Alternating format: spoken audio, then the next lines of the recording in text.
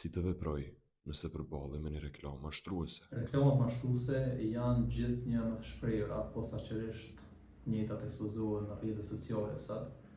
Një gjë duhet ta dini që në momentin që ballafaqoheni me një reklamë mashtruese, sendi i parë që duhet ta bëni, ta denonconi në polici sepse ajo përbën vepër penale. Pra ka vepër penale të veçantë që është mashtrimi i blerësve.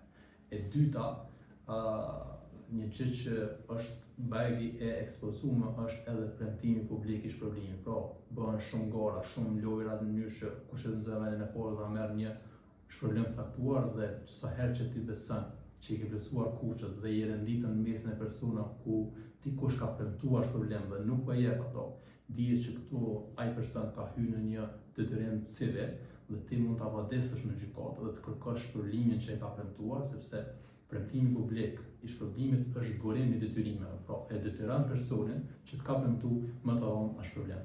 Pra mjafton me ndjekje në aspekt ligjor dhe shpërblimi padyshim nëse i ke plotësuar kushtet dhe jetë mesin e personave cilët i kanë plotësuar kërkesat e ofruesit të atij shërbimi, ju edhe në aspekt gjyqësor do ta fitoni një shpërblim.